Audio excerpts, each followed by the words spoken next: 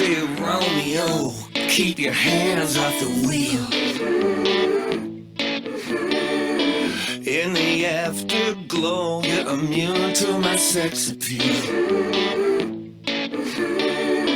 Your body glows from the sweet hardcore. You grab your clothes and you head for the door. I can't shake the memory of your hate, 'cause I'm already falling at your feet.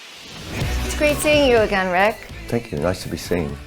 We are seeing you everywhere. You're performing for audiences at sold-out concert venues. You're appearing on national TV news networks and top-rated talk shows. Your creative abilities and stamina seem to be limitless.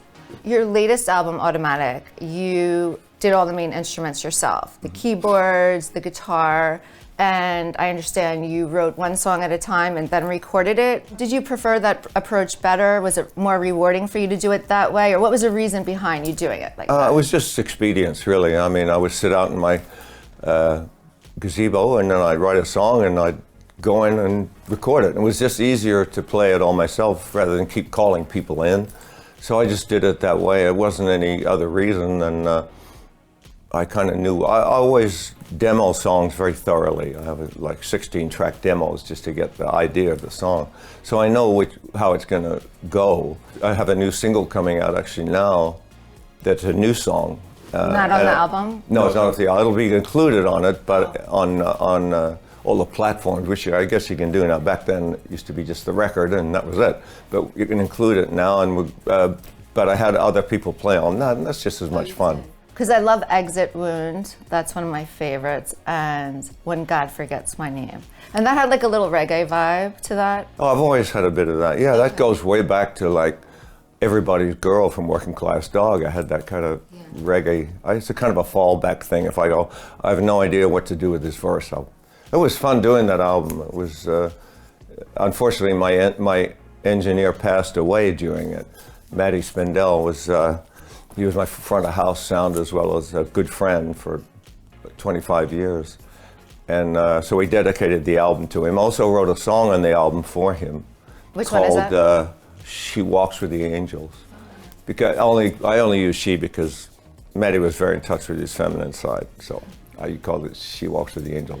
He was loved women, very heterosexual, but he was, his big gag was like to sit with his girlfriend. He had real long hair, and he'd sit with his girlfriend with his back to the waiter in a restaurant, and the waiter would come up and say, "What was you ladies like?" And he had a beard, and he'd turn around and go, "What?" So I'd get free dessert. But that's funny. He was a great guy, and so I had to write something for him. So basically, all the songs on Automatic were written about your personal experience. Yeah, really? yeah. There's 2 deaths on it, unfortunately. My other friend Brett Tuggle was my keyboard player all through the 80s, and he passed away too. And there's a song called "We Are Eternal" about him. There's also songs about me, like "When God Forgets My Name," and they're basically, some of them are memories, some of the things that happen now, but they're all from kernel of truth. I mean, you have to start from truth. How do you continue to manage to stay at the forefront of the music industry? I mean, I'm thankful that there are people still interested to come to shows, and at this point, at my age, it keeps me going. You know, it's really that's where I get my energy from. As I'm an energy vampire, if anything, and I draw it from the people. And you often collaborate with other musical artists. So is there a difference or preference to when you perform by yourself as opposed to collaborating with another musical artist or band? Music's very personal, and it becomes another beast when you share it with someone else, but it's also a lot more fun too. I'm doing some shows, a lot of shows actually now with Richard Marx. We're doing a lot of solo show together, and it's a very different show to my solo show. It's kind of comedic, right? We're a bit insane at this point anyway, so we've known each other for a long time, so it's very much just 2 buddies on stage, and I like that because sometimes artists will get together and there'll be some kind of camaraderie, but we're just being ourselves and having fun, you know. That's really what it's about at this point. Is if I wasn't having fun, I wouldn't do it. It seems when you're not performing, you kind of live a very low-key private life. Is it difficult to balance your home life with your life on tour? Yeah, no, because I have control over it now. They know I can't go out for more. 2 weeks is the limit. I mean, I have friends my age that are going out for 6 months, and I say, dude, I don't know how you do that with a family. So it's great. I like to go out, hit it fast, and then come back.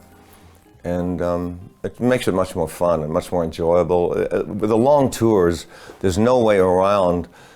At the end, towards the end, you're not looking at the set list going, oh my God, how many more songs we got?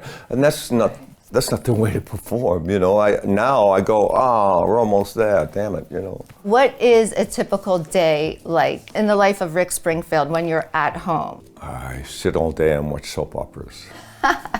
Do nothing. No, there is no typical day. I mean, really not. Apart from sometimes I work out or, those kind of things, discipline things. There's really no typical day. There's always something going on, or I'm writing. I write a lot.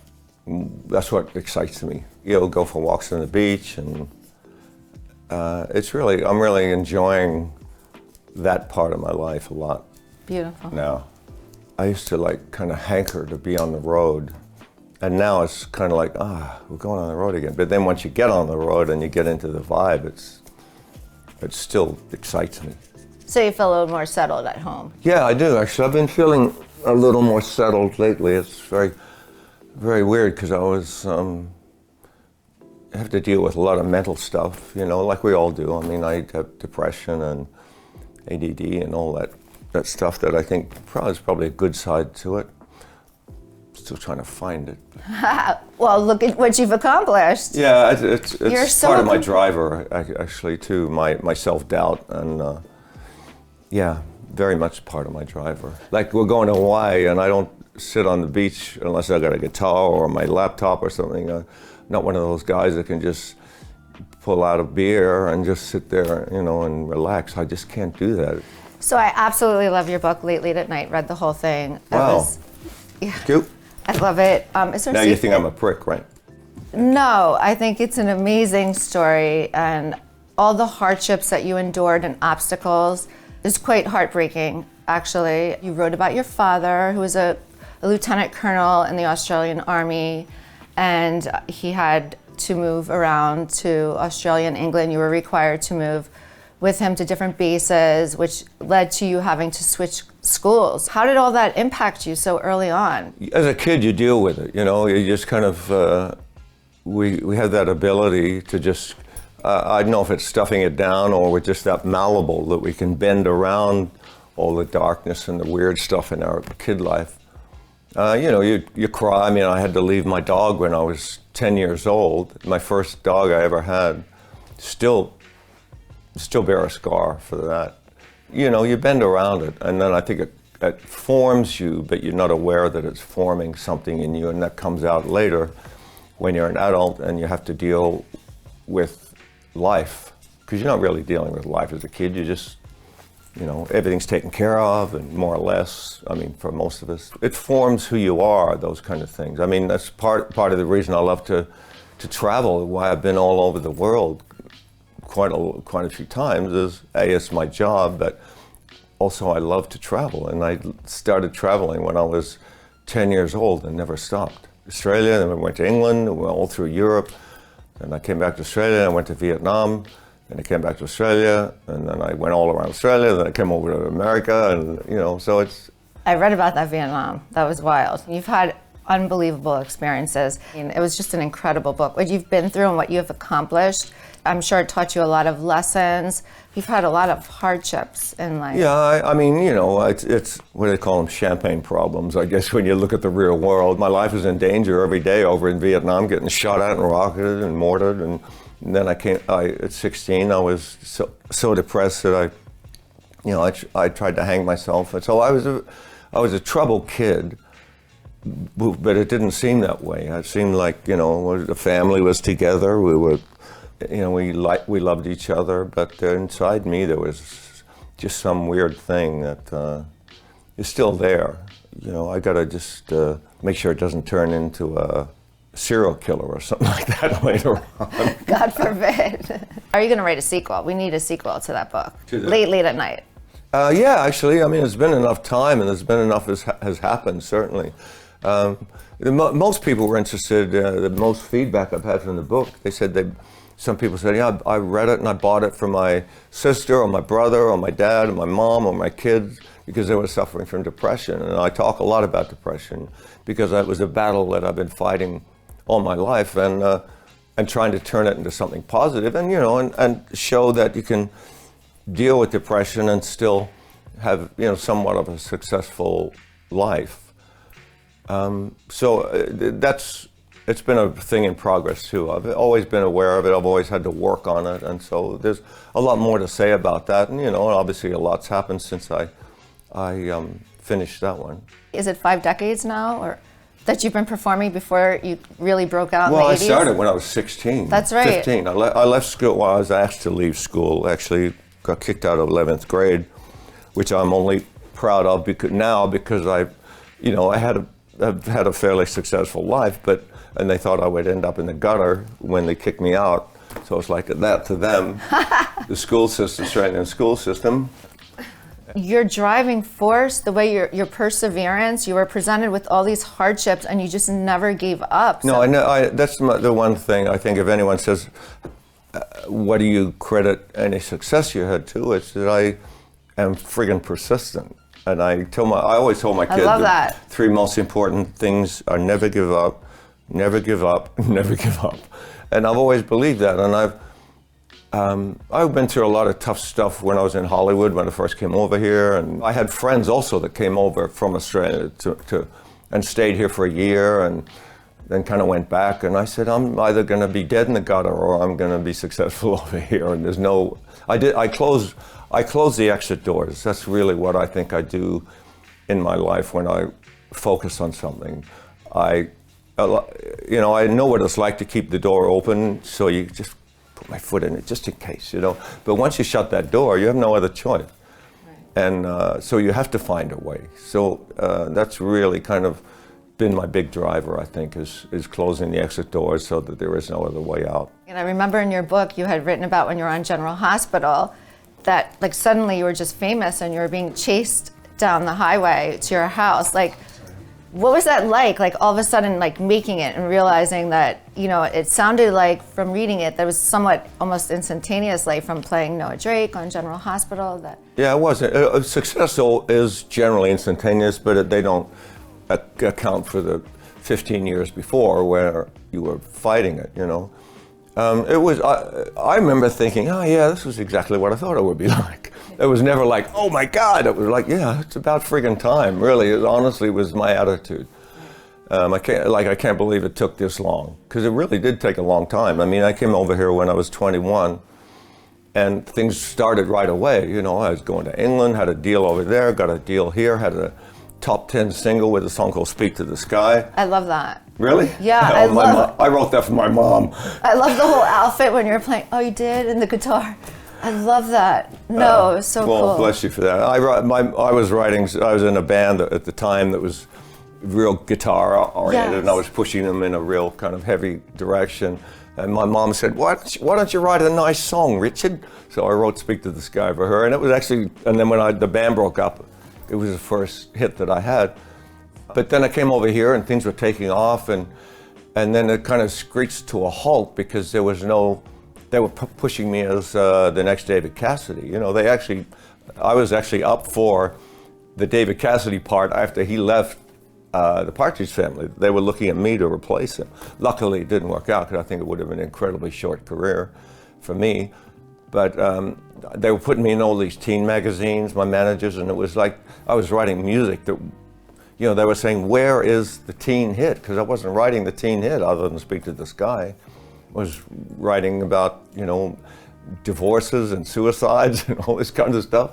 That's wild. And so it kind of flattened real fast. So that's interesting because you had teen fans, then you had General Hospital fans, but they were also young. So you've had every age group. And I've noticed now that a lot of men are really into your music as well, more so than I probably in the past. Would that be? No, it's great. I do a thing where I split the audience up and have them sing along, and men versus women, and I say back in the 80s, there weren't many guys in the audience to sing along. So now you hear the voices. And I think, you know, the General Hospital thing, I think, and the heavy young female audience scared a lot of boys away. Because I've heard recently, they said, yeah, man, I really loved your music, but I couldn't say it because I'd get the shit beat out of me in school, you know. So you have your own Sirius XM radio show, Working Class DJ 80s on 8, and I know we had spoke about it a little last time. Yeah, but you're having fun with it, right? Yeah. Any new themes that have been exciting that you've done recently? Isn't it like a theme-based show or no? We do like about 5 shows at once because I go on the road and they've got to have shows, you know, to play.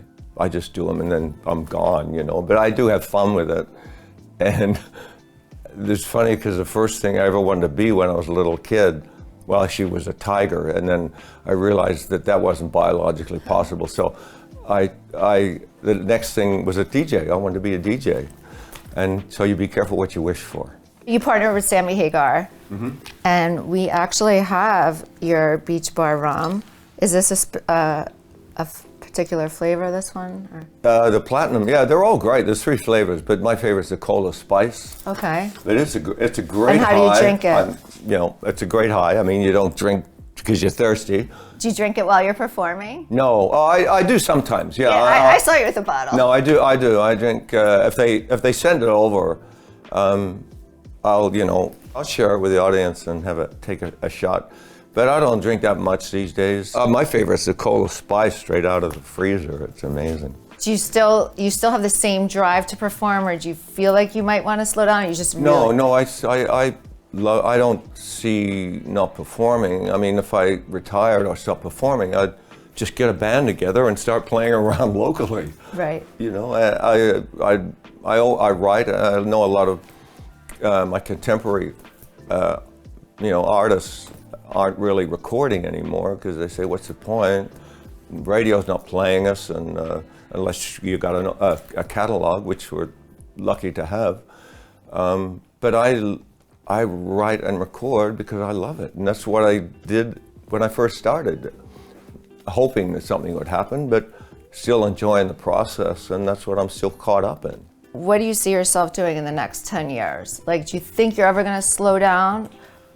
Oh, I always say that it's God's choice, you know, to retire me. But I'm thinking now more it might be, you know, the Iranian government or, you know, it's getting pretty hairy out there. I'm not quite sure what the next 10 years are going to look like. I should have a script at a production company now that deals with that, you know, all the things that are happening, and then maybe we will witness the thing that we feared that would happen way out there, you know. I feel bad for my grandkids. They're probably going to have to deal with that. No, I think we're going to have to deal with that. It's come a lot faster than we thought. And it's interesting. It's an amazing time to be alive. It's also very scary and seems out of our control. It is out of our control, really. What can you do with 8 billion people who won't unite? And so many gods to split us up, and it's just, our capacity for destruction and hatred of one another is just insane. Especially when all the religions are supposedly built on love. I don't even know where to begin right now in a short interview. It's a lifelong story. And so what about acting? Are you going to pursue any new projects with acting? You're such a great actor. Acting is a really weird thing. It's like you're going up and auditioning, or you get offered a part, and it's just, it's a really weird thing. I'm glad I'm not just an actor, because I have jumped off a balcony a long time ago. So I'm glad I have music. Most actors I know do something else anyway. Even successful actors do something else. You're rarely going from project to project to project. I love acting. I got into it originally because I was naive enough to think I could make money as an actor in between record deals, right? Meanwhile, the actors in the studio I was working out in were waiting tables to waiting for acting gigs. But I actually lucked out and started supporting myself as an actor in the 70s. You can catch some of those horrible shows, and they were horrible. They were terrible writers in the 70s. they had like 12 scripts, and they'd cycle them all through the shows. We're you know, talking like about $1 Million, wait. $6 Million Man, Incredible Hulk. Oh my gosh. Well, Battlestar Galactica was Battlestar cool. Galactica? Yeah, Rockford Files. Oh my gosh. A thing called the Eddie Capra Mysteries, which you may have missed. They had, I don't remember Eddie Capra Mysteries, it was hilarious. They had, it's the first time I saw a stunt double, they had a stunt double for me roll into a table, right? And I'm 6'1", and they had this guy about this tall, real stocky, as my stunt double. And I see it on TV, I go, that looks nothing like me. So there was a lot of junk in the 70s. Now TV's amazing. But General Hospital, you killed it. That was tough. Soap operas are the hardest type of acting there is. For me, it was all about line memorization. Sometimes you'd get lucky and have a scene where it just flowed, and you really felt like you were, being truthful in the part. A lot of the time for me, I was looking at they had a scrolling dialogue, and I the camera red light would go off, and I'd look at, while they're talking to me, I'd be looking at the lines going, okay, got it. And back on there, so I know it was a lot of that. I didn't know that. Yeah, Cool. and we got good at it, so you don't really notice it, but it's a tough gig. There's no action, it's all talking heads. It's tons of dialogue, tons of the same dialogue. They'll say the same thing for a week.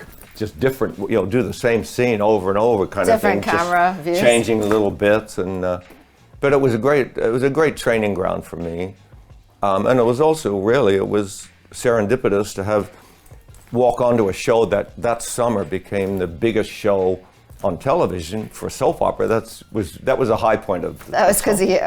It wasn't because of me. It was because of Luke and Laura, and it was all of us, But it was Elizabeth Taylor came on the show because she was a fan, and I remember doing the first night of 100 Stars, and I'm walking along the red carpet, and I feel this guy tagging on my shoulder. I turn around, Sammy Davis Jr. He said, "Oh man, I love your show." And I'm going, "What the fuck?" Oh, that's great. So it was pretty weird. It was because I never really thought it was much, I kind of thought the dialogue sucked, and I thought my character was pretty one-dimensional, and there wasn't, but the fame and the success was fun, and you're in a company that you felt like, wow, everybody's talking about this kind of thing, And then I had records, and you went back to the show a little later on, right? I went back for the 50th anniversary just for old time's sake, and I owe that show a lot. It was instrumental in the initial kind of liftoff, the rocket ride kind of thing. Yeah, it was like two simultaneous careers that just took off. And it was just serendipitous. There was nothing planned. It was just a record company that didn't know what to do with a guitar-based pop record when there was disco and ballads on the radio, and they kept holding it, and I'm going, oh, this is never going to happen. They're never going to release it again. Another record that doesn't happen. So I'm going to take this soap opera show for $500 a week, and it'll just be a bunch of old ladies ironing, watching it. It won't have anything to do with my music career. And suddenly it all was something that I didn't think it was. So it's all ages, kids, moms. Yeah, it became there's the whole stories of them changing college classes because they knew kids wouldn't show up at the class while General Hospital was on. So they'd book their classes around General Hospital. What about acting? Do you prefer films or TV? It's all the same, really, honestly. When you're in a part and you're doing a scene, you're either there or you're not. You're not going, wow, this is a movie. I better be better than I was in the TV show. The writing is great on TV, the TV shows. Now it's amazing. The only thing with movies, you have more time. It's like soap operas have a day to film it. TV shows have 7 to 10 days, sometimes less. Movies have 3 months, 6 months. So you get more time, you can work on doing the movie with Meryl Streep. Yeah, that's great. Was a blast, working with someone, both her and Jonathan Demme, who was unbelievable, beautiful human being, and sadly he passed away after the movie, but working with them ups your game too. You have time to work with them and learn and do more yourself too. It was that was a great experience. Do you kind of lose yourself in the character? you're all in, like you don't think about yourself anymore, you're really into the character when you're acting? You go in and out, you know, really. I mean, I know there are stories of like, you know, the Jim Carrey thing where he was Andy Kaufman 24/7. I find, like I've done stuff with actors that I've admired, and I'm supposed to dislike them, so I can't converse with them because that will show up. So I stay away from them until the shoot's done, and then I go over and talk to them. Oh, I love you, man. But so there's those kind of things for me. It's an amazing thing. I still don't understand writing songs or acting. I think it's just something that comes through you, and if it works, it's great, and sometimes it does, and sometimes it doesn't. I can't wait to see you in our Social Life magazine feature editorial spread. So I think it's a good time to get ready and start your Social Life magazine photo shoot. Let's do it.